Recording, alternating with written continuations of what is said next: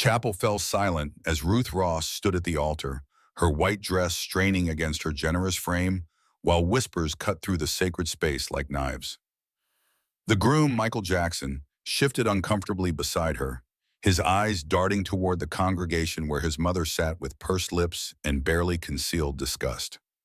Ruth's hands trembled as she held her bouquet, the delicate roses seeming to mock her with their perfect beauty, while she felt anything but perfect in this moment that should have been the happiest of her life. "Look at her," came a harsh whisper from the third pew. "Poor Michael, trapped with that whale." Ruth's cheeks burned with shame as more cruel comments reached her ears. She had dreamed of this day since childhood, but never in her worst nightmares had she imagined standing here feeling so utterly alone and humiliated. The minister cleared his throat, attempting to restore dignity to the ceremony, but the damage was done. Michael's jaw tightened as he glanced at his bride, and Ruth saw something in his expression that made her stomach drop. Doubt, regret, perhaps even revulsion. That's when the chapel doors burst open with a thunderous crash that echoed through the vaulted ceiling. Every head turned as a massive figure filled the doorway, silhouetted against the bright afternoon sun. Roy Gray stepped into the sacred space with the quiet confidence of a man who had never doubted his place in the world, his weathered hands hanging loose at his sides as his steel-gray eyes swept across the congregation with cold assessment. "Stop this wedding!" His voice boomed across the chapel, deep and commanding as distant thunder. "This woman deserves better than to be married to a man who's ashamed of her, and she sure as hell deserves better than to be mocked by people who wouldn't last a day in the mountains she calls home." The congregation erupted in shocked gasps and indignant murmurs. Michael stepped forward, his face flushed with anger and embarrassment. "Who the hell do you think you are, interrupting my wedding?" Roy's gaze shifted to Ruth, and in his eyes she saw something she had never seen before in any man's face when he looked at her. Respect, admiration, protection. "I'm the man who's been watching this woman work harder than any three men combined, who's seen her kindness to every creature on God's green earth, who knows her worth better than any of you ever will." His voice carried across the chapel with quiet authority. "And I'm here to tell you all that she's worth 10 of any one of you." The words hung in the air like a benediction, and Ruth felt something shift inside her chest. For the first time in her life, someone was defending her, not out of pity or obligation, but out of genuine belief in her value. The whispers died away as Roy's presence commanded the attention of every person in that chapel, his mountain-hardened frame and unwavering gaze making even the most vocal critics fall silent. Before we see how this ends, tell us where you were watching from and hype this video in the comments. But to understand how Ruth Ross came to be standing at that altar, trembling between shame and hope, we must journey back to where this story truly began, in the shadow of the Colorado Rockies, where the air was thin and unforgiving, and where a young woman learned that sometimes the harshest landscapes forge the strongest souls. 6 months earlier, Ruth had arrived in Pine Ridge with nothing but a battered suitcase and a heart full of desperate hope. The small mountain town clung to the hillside like a stubborn wildflower. Its weathered buildings and narrow streets, speaking of hard lives, lived with quiet dignity. She had come here to escape the suffocating pity of her hometown, where everyone knew her as the girl whose father had gambled away the family farm and whose mother had died of shame and a broken heart. The boarding house where she found lodging was run by Amy Walker, a sharp-eyed woman in her 50s who sized up newcomers with the practiced gaze of someone who had seen too many dreams shatter against the rocky soil of mountain life. "You running from something or to something, hey?" Amy asked as she showed Ruth to the small room under the eaves. "Both, I suppose," Ruth replied honestly, setting her suitcase on the narrow bed and looking out the window at the towering peaks that surrounded the town like protective guardians. The mountains seemed to dwarf everything human, reducing all earthly concerns to their proper insignificance. "Well, this is a good place for either," Amy said with a nod of approval. "Mountains don't care about your past, only what you're willing to do today." Ruth found work at the general store, where she quickly proved herself invaluable despite the initial skepticism of the owner, Adam Murphy, who had hired her more out of desperation than confidence. The store served not just the townspeople, but also the scattered ranchers and miners who came down from the high country for supplies, and Ruth's natural warmth and genuine interest in their lives soon made her a favorite among the customers. It was during her third week in Pine Ridge that she first encountered Roy Gray. He had come into the store just before closing time, his massive frame filling the doorway as he stepped out of a howling snowstorm.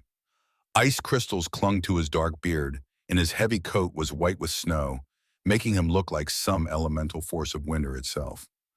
"Sorry to come in so late," he said, his voice carrying the careful politeness of a man unused to social interaction. "Need supplies for the cabin. Storm caught me unprepared." Ruth looked up from where she was counting the day's receipts, and for a moment she forgot to breathe. Roy Gray was not handsome in any conventional sense. His face was weathered by wind and sun, marked by old scars that spoke of hard living and harder choices. But there was something in his bearing, a quiet strength and self-possession that commanded respect without demanding it. "No trouble at all," Ruth replied, setting aside her paperwork. "What did you need?" As Roy moved through the store, selecting flour, coffee, and other essentials, Ruth found herself studying him with growing curiosity. He moved with the fluid grace of a man completely comfortable in his own skin, never hurrying but never wasting motion. When he reached for items on high shelves, the play of muscles under his shirt spoke of a life lived through physical labor. And when their eyes met briefly across the counter, Ruth felt a strange flutter in her chest. "You're new here," Roy observed as Ruth tallied his purchases. It wasn't a question, but a statement of fact, delivered without judgment or particular interest.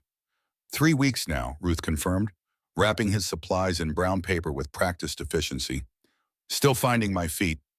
Roy nodded slowly, his gray eyes studying her face with the same careful attention he might give to reading weather signs in a cloudy sky. "Mountains take some getting used to. They don't suffer fools, but they're fair to those who respect them." There was something in the way he said it that made Ruth suspect he wasn't talking only about geography. As he gathered his packages and headed for the door, she found herself calling after him, "Be careful in the storm." Roy paused at the threshold, snowflakes swirling around his broad shoulders. "Always am," he replied, and then he was gone, swallowed by the white darkness of the blizzard. Over the following weeks, Roy became a regular visitor to the store, though Ruth quickly realized his trips to town were far more frequent than necessary for a man living alone in a mountain cabin. He never lingered or made unnecessary conversation, but there was something in his manner that suggested he found her presence comfortable, pleasant even. Ruth learned about Roy Gray in fragments, pieced together from overheard conversations and careful observation. He lived alone in a cabin high up in the mountains, making his living through a combination of trapping, hunting, and guiding wealthy city folk who wanted to experience the wilderness without actually risking their lives. He had come to Pine Ridge 5 years ago from somewhere back east, though no one seemed to know exactly where or why he had left. "Roy's a good man," Amy Walker told Ruth one evening as they sat by the fire in the boarding house parlor. "Keeps to himself mostly, but he's helped more folks in this town than anyone likes to admit. When the Hendersons lost their roof in that ice storm 2 winters back, Roy showed up with lumber and tools and worked 3 days straight to fix it. Never asked for payment or thanks." "Why doesn't he live in town?" Ruth asked, genuinely curious about the solitary mountain man who had begun to occupy more of her thoughts than was probably wise. Amy shrugged. "Some men aren't made for town living. Roy's one of them. He needs space to breathe, room to move, but that doesn't make him antisocial, just selective about his company." Ruth found herself looking forward to Roy's visits with an anticipation that both thrilled and worried her. She had never been the sort of woman who attracted male attention, and she had long since resigned herself to a life of quiet spinsterhood. But there was something about Roy Gray that made her feel different. When he looked at her, she didn't see pity or polite tolerance in his eyes. She saw recognition, as if he understood something about her that others missed. The turning point came on a bitter February morning when Ruth was walking to work and slipped on a patch of black ice, twisting her ankle badly enough that she couldn't stand. She sat in the snow, fighting back tears of pain and frustration, when she heard the steady crunch of boots approaching. "Easy there, Bo," Roy's voice was gentle as he knelt beside her, his large hands surprisingly tender as he examined her injured ankle. Looks like a sprain, not a break. Can you put any weight on it? Ruth tried to stand and immediately gasped at the sharp pain that shot up her leg. Without hesitation, Roy scooped her up in his arms as if she weighed nothing at all, cradling her against his broad chest with a care that made her heart race for reasons that had nothing to do with her injury. I'm too heavy, Ruth protested, acutely aware of her size compared to the delicate women she imagined Roy might prefer. No, you're not, Roy replied firmly, his arms tightening around her in a way that brooked no argument. You're exactly the right weight for someone real. The simple statement hit Ruth like a physical blow, knocking the breath from her lungs. In all her life, no one had ever called her real in a way that made it sound like a virtue rather than a disappointment. As Roy carried her to the doctor's office, Ruth found herself studying his profile, noting the way his jaw was set with determination and the gentle strength in his hands. Michael Ramos confirmed that Ruth's ankle was badly sprained and would need several days of rest and elevation. No walking on it for at least a week, he instructed, wrapping the joint in tight bandages. Keep it elevated and use these crutches when you absolutely must move around. I can't miss a week of work, Ruth protested, thinking of the wages she would lose and the burden her absence would place on Adam Murphy at the store. You can and you will, Roy said quietly from where he stood by the window. I'll talk to Murphy. He'll understand. True to his word, Roy not only convinced Adam Murphy to hold Ruth's job, but also arranged for her meals to be delivered from the boarding house and checked on her daily to ensure she was following the doctor's orders. His visits became the highlight of Ruth's enforced confinement, though she was careful not to let her growing feelings show too obviously. You don't need to keep checking on me, Ruth said one afternoon, as Roy built up her fire and made sure she had enough wood stacked within easy reach. I'm sure you have better things to do. Roy paused in his work, his hands stilling on the poker as he considered her words. Maybe I do, he said finally, but I can't think of any. The simple honesty in his voice made Ruth's chest tighten with emotion. She had spent so much of her life being a burden to others, accepting help with the resigned gratitude of someone who expected nothing better. But Roy's care didn't feel like charity or obligation. It felt like choice, freely given and genuinely meant. When Ruth finally returned to work, she found that something fundamental had shifted in her relationship with Roy Gray. Their conversations grew longer and more personal, moving beyond polite pleasantries to real communication. Roy began staying for coffee after making his purchases, sitting at the small table in the back of the store and talking about everything from the changing weather to the books Ruth loved to read. You ever think about leaving Pine Ridge? Roy asked one afternoon as spring began to show itself in patches of green grass and early wildflowers. Ruth considered the question carefully. Sometimes, she admitted, but I'm not sure where I'd go. This feels like home now, more than anywhere I've ever lived. Roy nodded slowly, his gray eyes studying her face with that careful attention she had come to treasure. Home isn't always about the place, he said quietly. Sometimes it's about the people. The comment hung between them, loaded with meaning that neither was quite ready to acknowledge directly. Ruth felt her cheeks warm under his gaze, and she busied herself with rearranging the already perfectly organized shelves to hide her confusion. It was around this time that Michael Jackson arrived in Pine Ridge.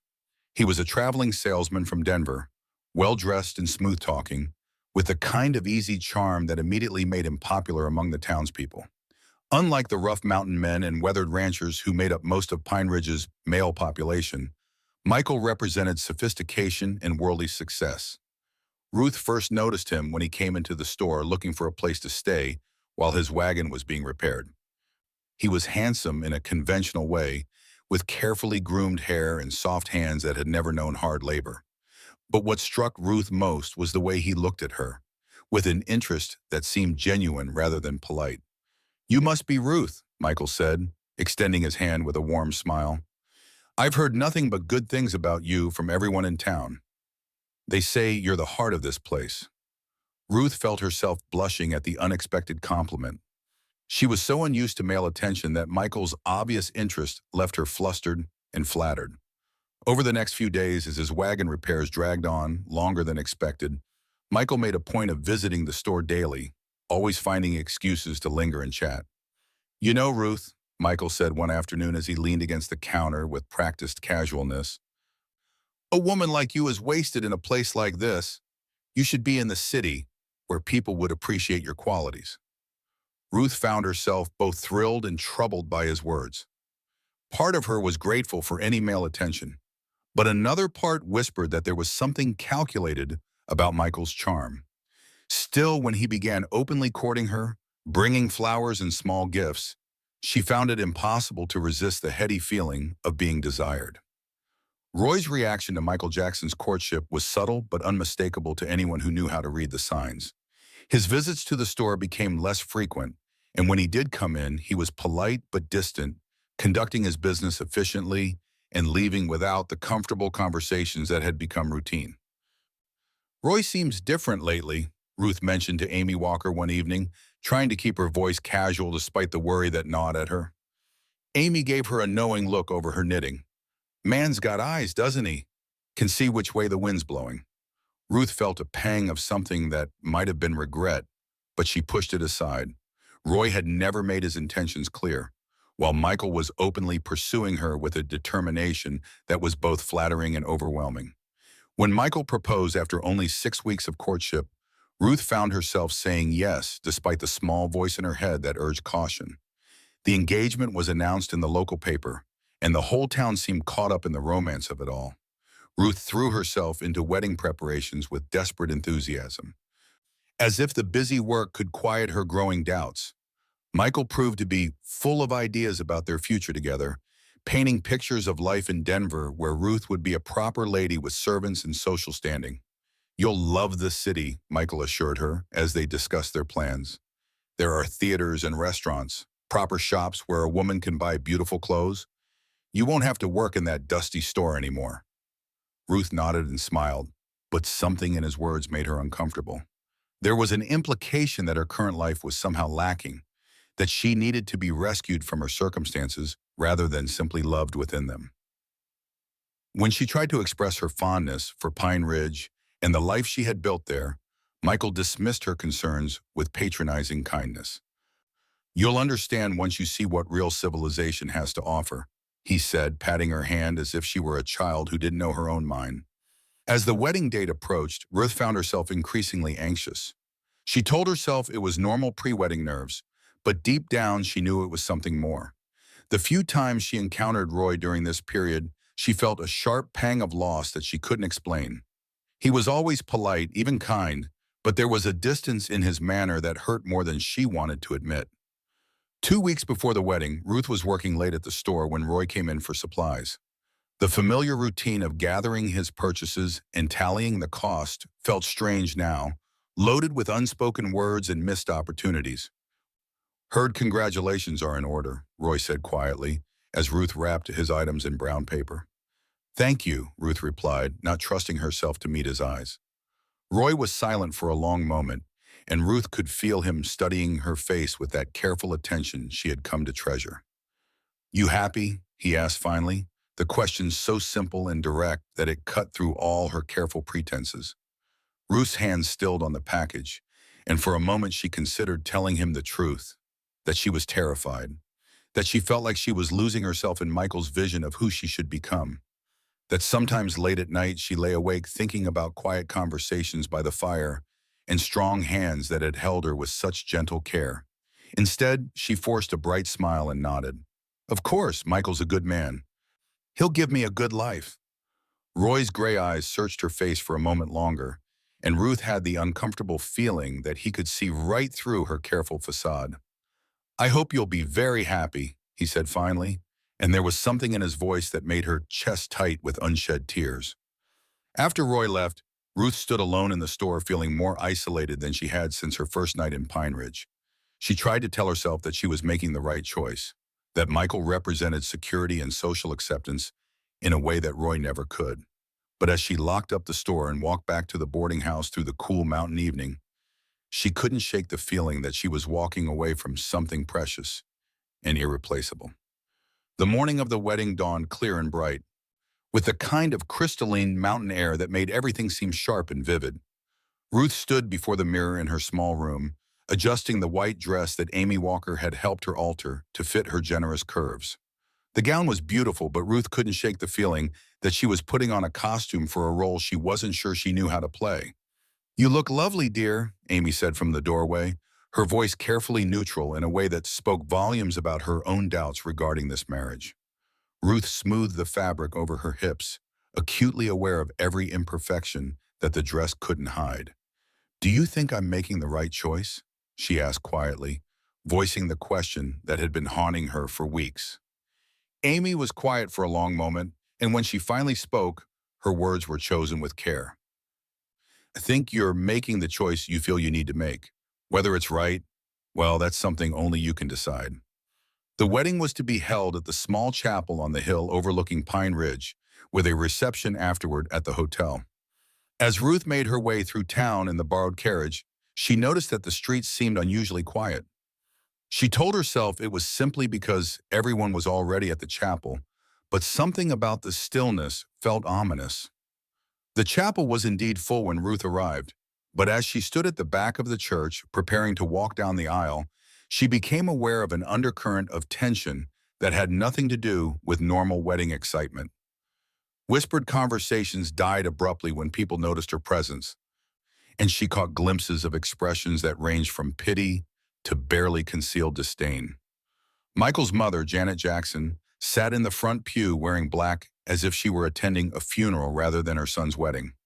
Her lips were pressed into a thin line of disapproval, and she made no effort to hide her distaste for the proceedings. Michael's friends from Denver, who had arrived the night before, clustered together with the air of men attending an obligation rather than a celebration. As Ruth began her walk down the aisle, she heard the whispers start. They began quietly, but as her progress continued, they grew bolder and more cruel. Comments about her size, her background, her unsuitability as a bride for a man like Michael Jackson. Each word hit her like a physical blow, but she kept walking, her chin raised with a dignity that came from years of enduring such cruelty. Michael stood at the altar looking increasingly uncomfortable as the whispers grew louder. His face was flushed with embarrassment, and Ruth could see him glancing toward the congregation with obvious distress. When their eyes met, she saw something that made her stomach drop. Shame. He was ashamed of her, ashamed to be seen marrying her in front of his sophisticated friends and disapproving family. The minister, clearly distressed by the lack of decorum in his church, attempted to begin the ceremony with extra solemnity. But the damage was already done. Ruth stood at the altar feeling more alone than she had ever felt in her life, surrounded by people who saw her as a joke or an object of pity. "Look at her," came a particularly cruel whisper from somewhere behind her. Poor Michael, trapped with that wail. The words hit Ruth like a slap, and she felt tears threatening to spill down her cheeks. This was supposed to be the happiest day of her life, but instead she felt humiliated and utterly alone.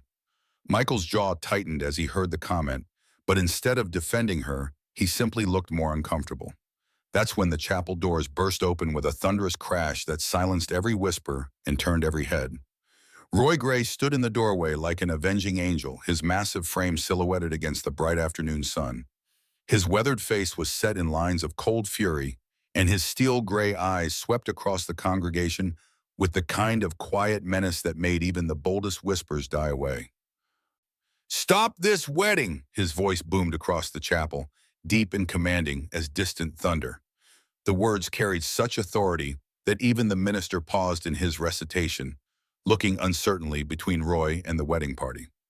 Michael stepped forward, his face flushed with anger and embarrassment at this unprecedented interruption. "Who the hell do you think you are, interrupting my wedding?" he demanded, his voice cracking slightly under the pressure of Roy's unwavering stare. Roy's gaze shifted to Ruth, and in his eyes she saw something that took her breath away. Not pity or polite tolerance, but genuine admiration and fierce protection.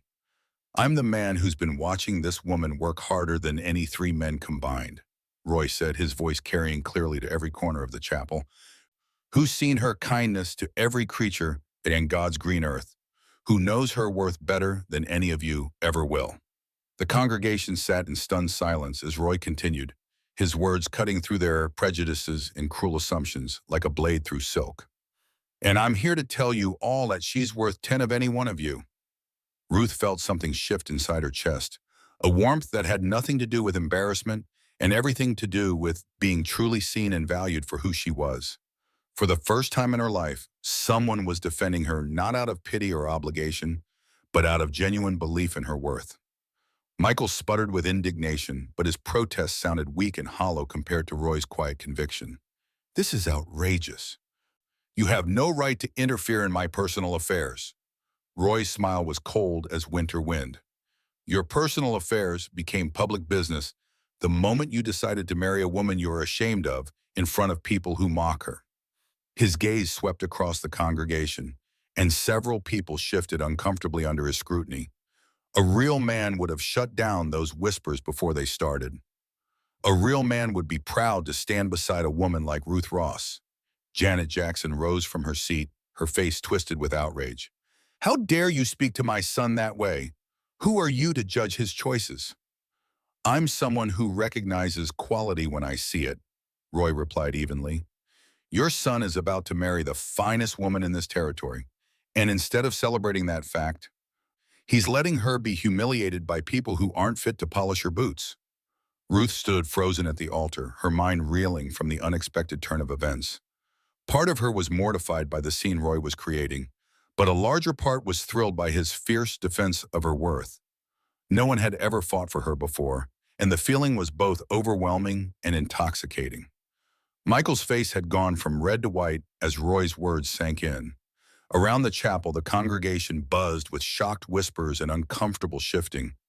Some people looked ashamed of their earlier cruelty, while others seemed outraged by Roy's interference. "Ruth," Roy said, his voice gentling as he addressed her directly, "you deserve better than this. You deserve a man who's proud to stand beside you, who sees your strength and kindness and beauty. You deserve to be celebrated, not tolerated." Ruth felt tears streaming down her cheeks, but for the first time that day, they weren't tears of humiliation. Roy's words were like water to a woman dying of thirst, filling empty places in her heart that she hadn't even known existed. Michael finally found his voice, though it shook with anger and wounded pride. "Ruth is my fiancée, and this is our wedding day. Whatever your feelings about the matter, you have no right to interfere."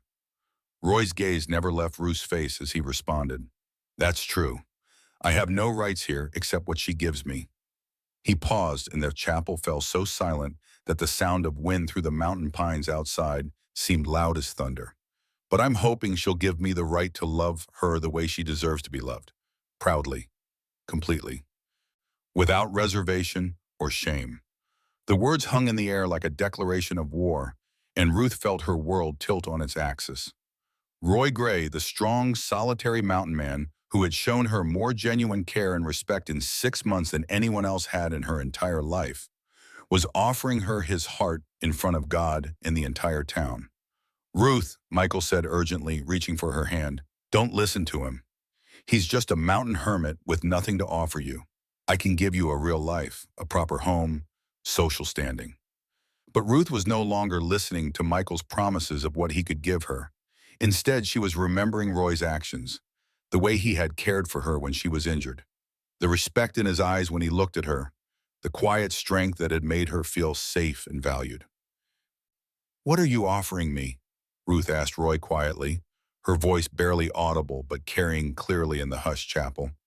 Roy's weathered face softened, and when he spoke, his words were meant for her alone despite the crowd of witnesses. "I'm offering you a partnership, a life where you're valued for who you are, not what someone thinks you should become. I'm offering you love that doesn't ask you to change or hide or apologize for taking up space in the world." Ruth felt her heart hammering against her ribs as she looked between the two men. Michael represented everything she had thought she wanted: security, social acceptance, a conventional life. But Roy represented something she had never dared to dream of: unconditional love and acceptance. "Ruth, be reasonable," Michael said desperately. "You barely know this man. What kind of life could he give you in some isolated cabin in the mountains?" "A real one," Ruth said quietly, and as the words left her lips, She felt a weight she hadn't known she was carrying lift from her shoulders. The chapel erupted in gasps and exclamations as Ruth began walking toward Roy, her white dress rustling with each determined step. Michael called after her, his voice rising in panic and wounded pride. But Ruth didn't look back. Her eyes were fixed on Roy's face, on the love and admiration she saw there, on the promise of a life where she could be herself without apology. When she reached Roy, he extended his hand to her with a gentleness that belied his imposing size.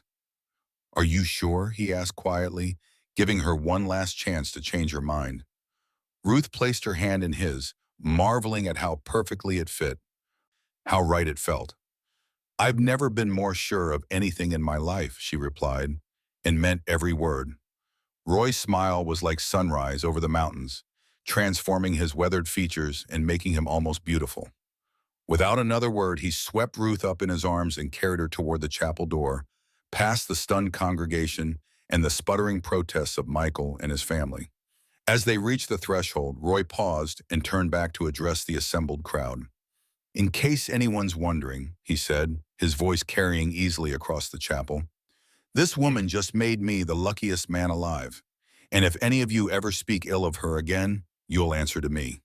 The threat was delivered quietly, but there was something in Roy's manner that made it clear he meant every word. Then he carried Ruth out into the bright mountain afternoon, leaving behind the whispers and judgment and small-minded cruelty that had nearly trapped her in a loveless marriage. Outside the chapel, Roy set Ruth gently on her feet, his hands lingering on her waist as if he couldn't quite believe she was real. The mountain air was crisp and clean, filled with the scent of pine and wildflowers, and Ruth felt as if she was breathing freely for the first time in months. "What happens now?" she asked, suddenly aware that she had just dramatically walked out on her own wedding with very little thought for the practical consequences. Roy's smile was gentle as he reached up to brush a tear from her cheek. "Now we go home," he said simply. "If you want to, that is. I know my cabin isn't much compared to what Michael was offering you." Ruth looked up at this man who had just risked public humiliation to defend her worth, who had offered her love without conditions or demands for change. "It sounds perfect," she said, and realized she meant it completely. The ride up to Roy's cabin was like entering another world. As they climbed higher into the mountains, the noise and judgment of the town fell away, replaced by the vast silence of wilderness and sky. Roy had borrowed a horse for Ruth, and she rode beside him through forests of aspen and pine, past crystal streams and meadows carpeted with wildflowers. "I should probably warn you," Roy said as they approached a clearing where a sturdy log cabin nestled against the mountainside. "I'm not much of a housekeeper, and the cabin's pretty isolated. Nearest neighbor is 5 miles down the mountain." Ruth looked at the cabin with its solid walls and welcoming windows, at the garden plot beside it, and the small corral where Roy's horses grazed peacefully. It was simple and unpretentious, built for function rather than show, but there was something about it that spoke of home in a way that Michael's grand promises never had. "It's beautiful," she said honestly. "It looks like a place where someone could be happy." Roy dismounted and came around to help Ruth down from her horse, his hands steady and sure as they spanned her waist. For a moment they stood close together, and Ruth was acutely aware of his strength, his warmth, the way he looked at her as if she were something precious and wonderful.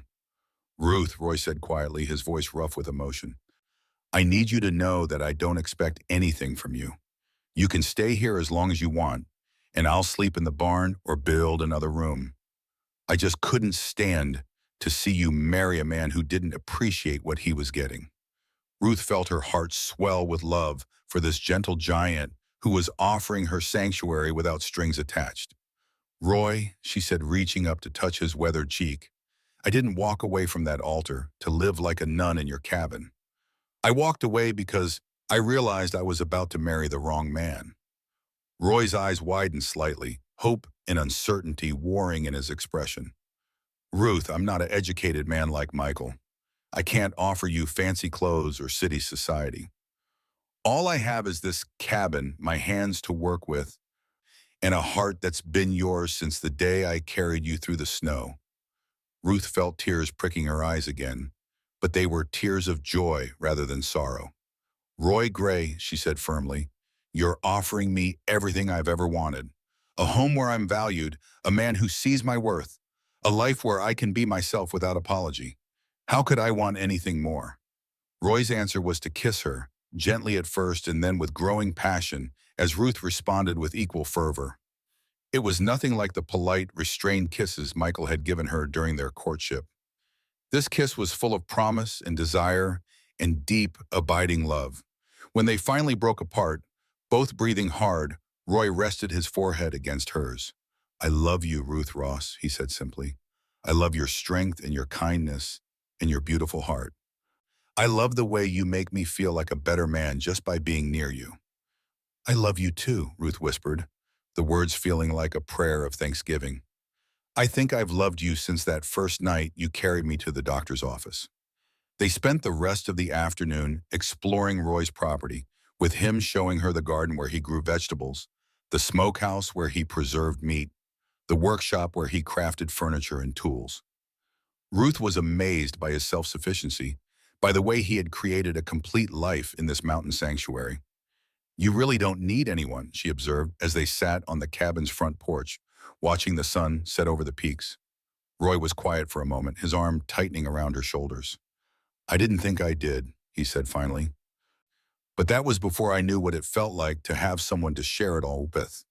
Before I knew what it was like to love someone so much that their happiness became more important than my own solitude."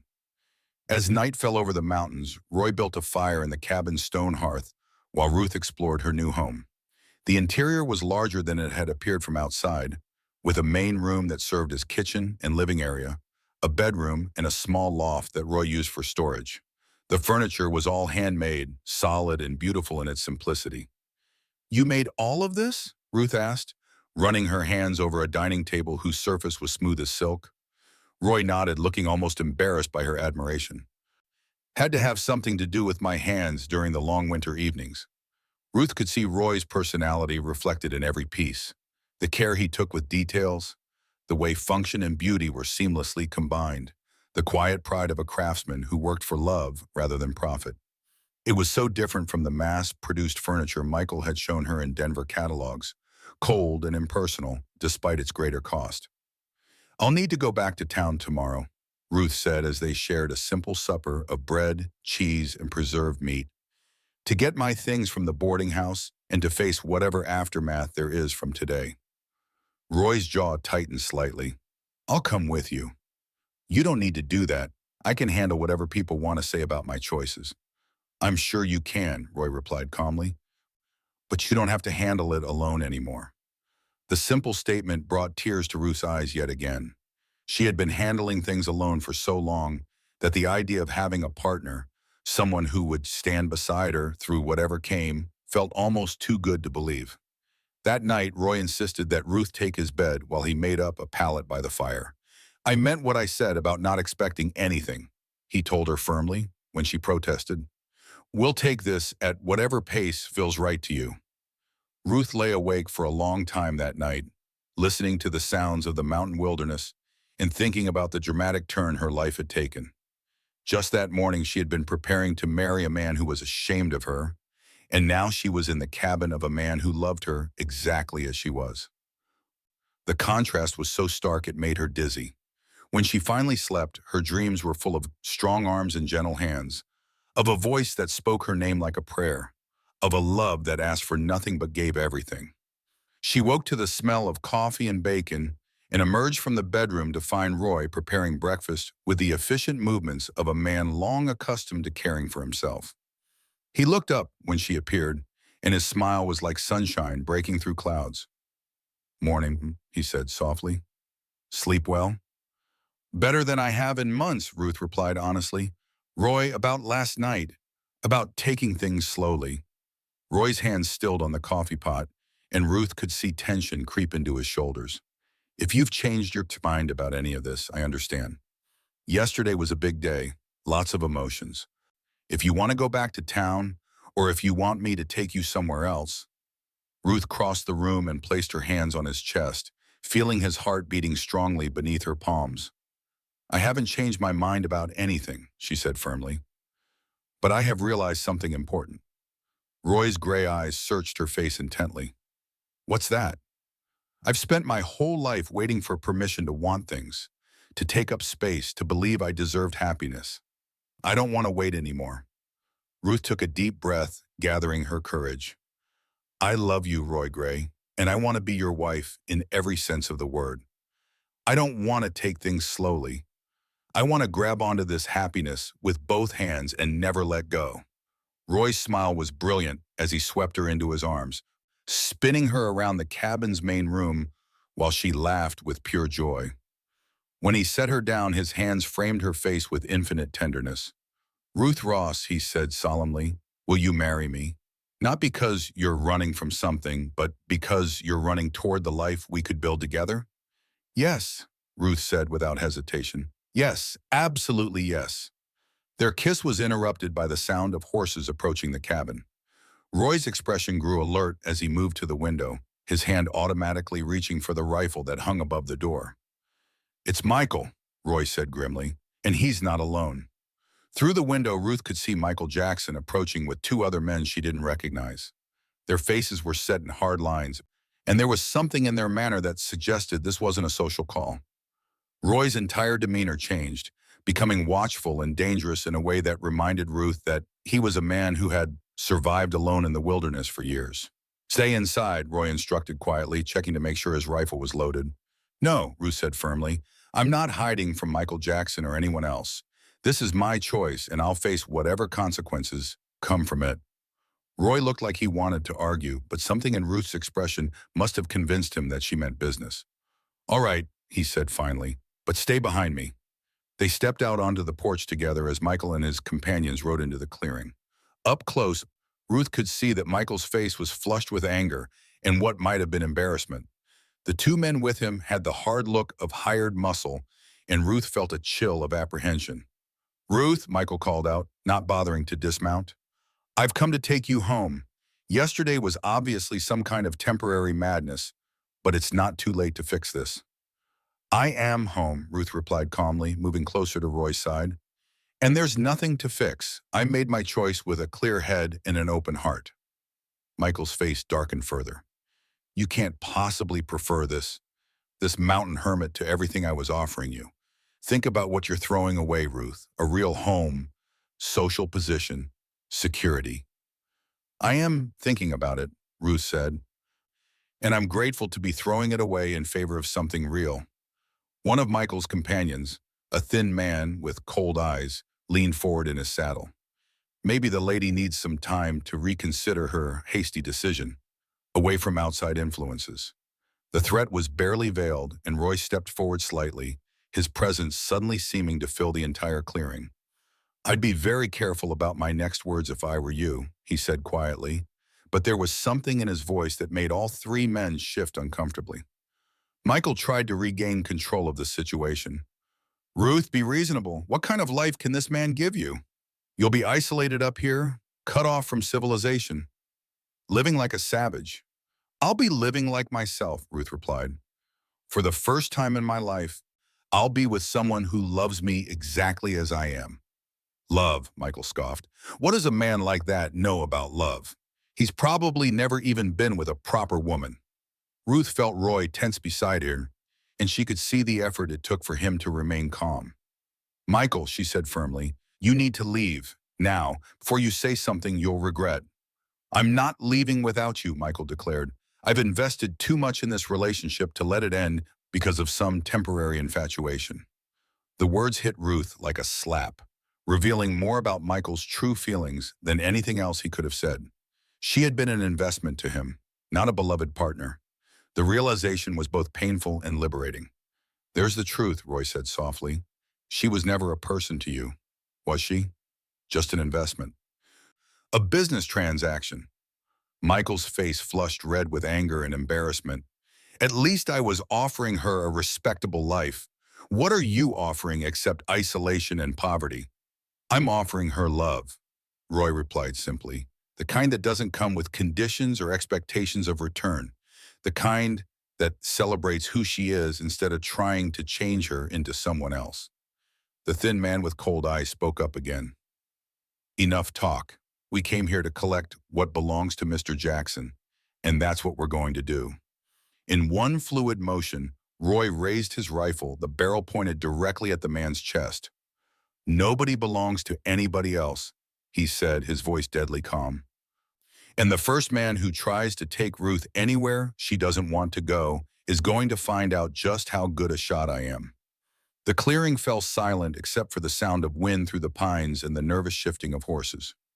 Ruth could feel the tension crackling in the air like electricity before a storm, and she realized that this confrontation could easily turn violent. "Michael," she said, stepping forward, despite Roy's protective instincts, "look at me. Really look at me." Michael's gaze focused on her face, and Ruth saw confusion and hurt warring with anger in his expression. "Do I look like a woman who's been coerced or deceived?" Ruth asked gently. "Do I look like someone who needs to be rescued?" For a moment, Michael's facade cracked, and Ruth saw something almost vulnerable in his face. "I don't understand," he said quietly. "I offered you everything. A real life, a place in society, financial security. How can you choose this over that?"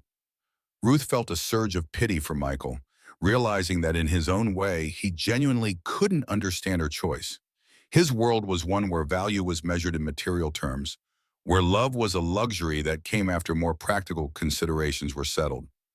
"Michael," she said gently, "you offered me a life that would make you look good to other people. Roy is offering me a life that will make me happy. Can't you see the difference?" Michael stared at her for a worried moment, and Ruth could see him struggling to process her words. Finally, his shoulders sagged slightly, and some of the anger went out of his face. "I thought I was offering you happiness," he said quietly. "I thought you'd be grateful for the chance to better yourself." "I know you did," Ruth replied with genuine compassion. "And I'm grateful that you thought I was worth marrying. But Michael, I don't want to better myself. I want to be myself, and Roy loves me exactly as I am." The thin man with cold eyes was growing impatient with this emotional exchange. "Mr. Jackson, we didn't ride all the way up here to listen to romantic nonsense. If you want the woman back, we need to take her now." Roy's rifle swung toward the man with deadly precision. "Friend, you're about 2 seconds away from finding out what a 30-30 slug does to a man's chest. I suggest you rethink your approach." "Roy," Ruth said quietly, placing a gentle hand on his arm. "Let me handle this." She turned to face Michael's hired men with a dignity that made her seem taller and more imposing than her actual size.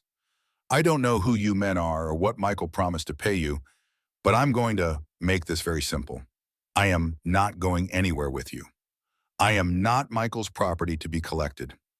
I am a grown woman making my own choices, and if you try to force me to do anything against my will, you'll be committing a crime." The second man, who had been silent until now, shifted uncomfortably in his saddle. "Maybe we should just head back to town," he muttered to his companion. "This isn't worth getting shot over." But the thin man's face had hardened with stubborn determination. "We took Mr. Jackson's money, and we were going to earn it.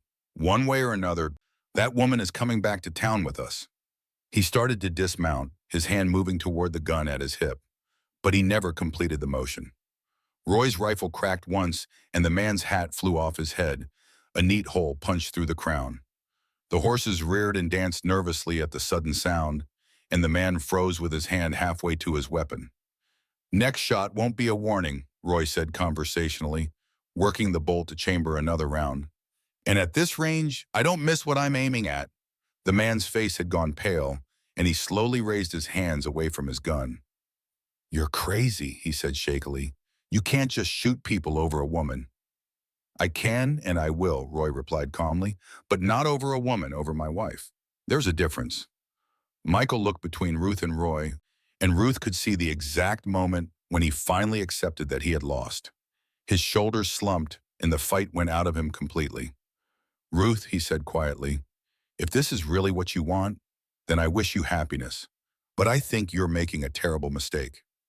"I know you do," Ruth replied gently, "but it's my mistake to make." Michael nodded slowly, then turned to his hired men. "Come on, we're going back to town." The thin man looked like he wanted to argue, but a glance at Roy's steady rifle and implacable expression convinced him otherwise. "This isn't over," he muttered as he remounted his horse. "Yes, it is," Roy said quietly. And if I see you on my property again, it'll be over permanently. The three men rode away without another word, leaving Ruth and Roy alone in the clearing. As the sound of hoofbeats faded into the distance, Ruth felt a weight she hadn't known she was carrying lift from her shoulders.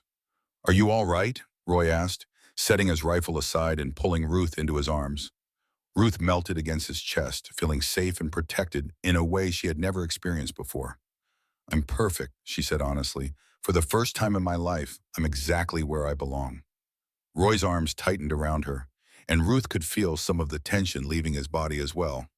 I was scared, he admitted quietly, not of those men, but of losing you before we'd even really begun. Ruth pulled back to look into his face, seeing the vulnerability he rarely showed. Roy Gray, she said firmly, you are never going to lose me. I've spent my whole life looking for someone who would love me exactly as I am. And now that I've found you, I'm never letting go.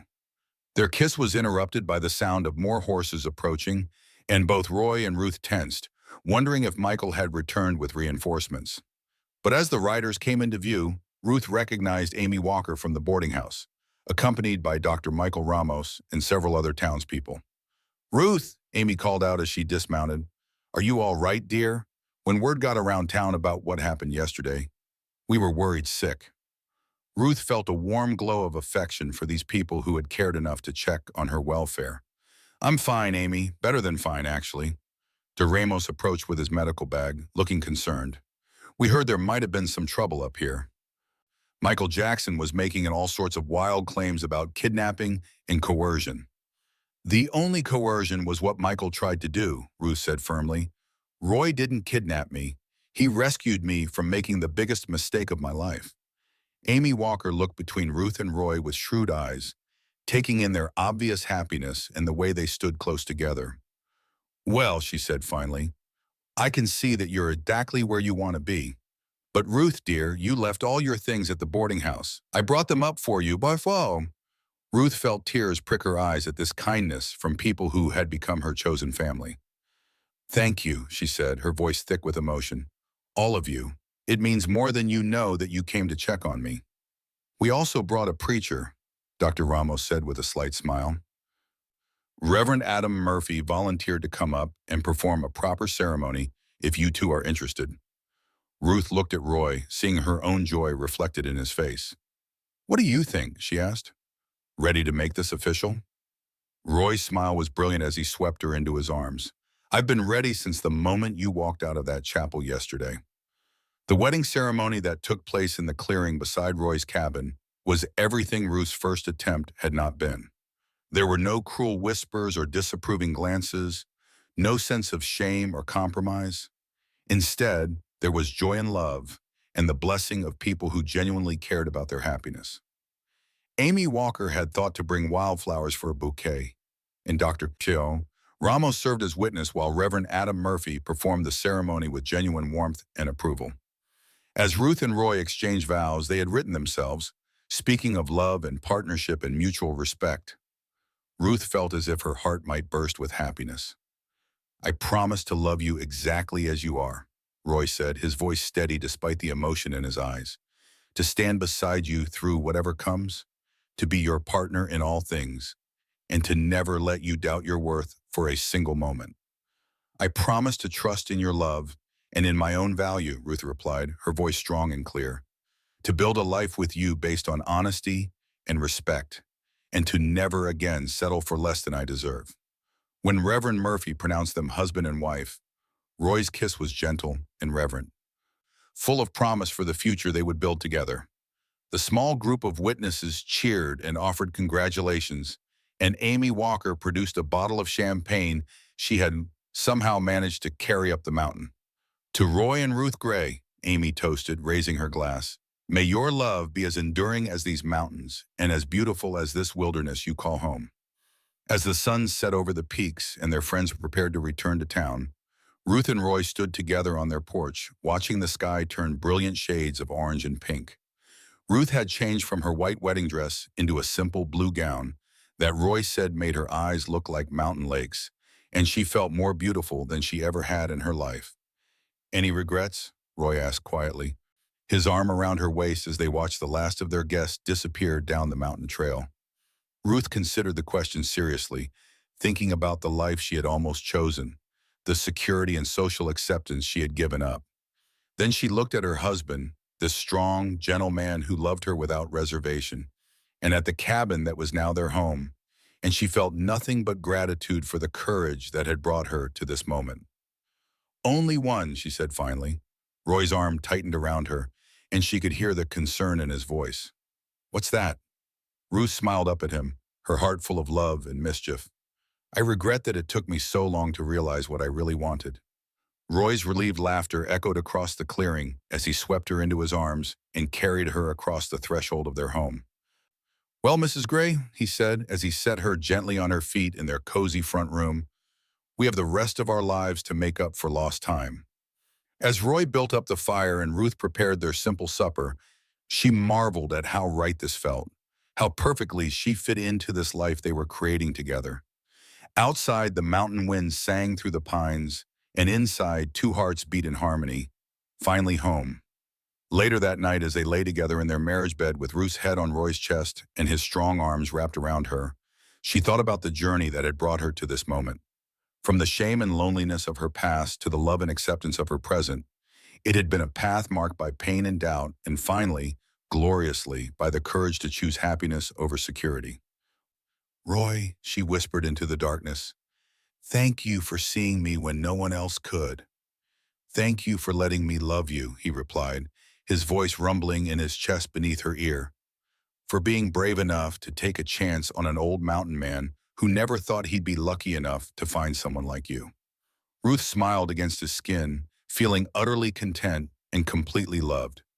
Tomorrow would bring its own challenges and joys, but tonight she was exactly where she belonged, in the arms of a man who cherished her for who she was rather than who she might become. As sleep claimed her, Ruth's last thought was of gratitude for the unexpected courage that had led her to walk away from a life of quiet desperation and toward a love that celebrated every part of her, even the parts she had been taught to hide. In Roy's arms, she was not too much or too little, but exactly enough, exactly right, exactly loved. The mountains stood silent guard around their cabin, ancient and eternal witnesses to a love story that proves sometimes the greatest courage is found not in accepting what the world offers, but in demanding what the heart deserves. And in that small cabin nestled against the mountainside, two souls who had found each other against all odds settled into a love that would prove as enduring as the peaks themselves, built on the unshakable foundation of seeing and being truly seen.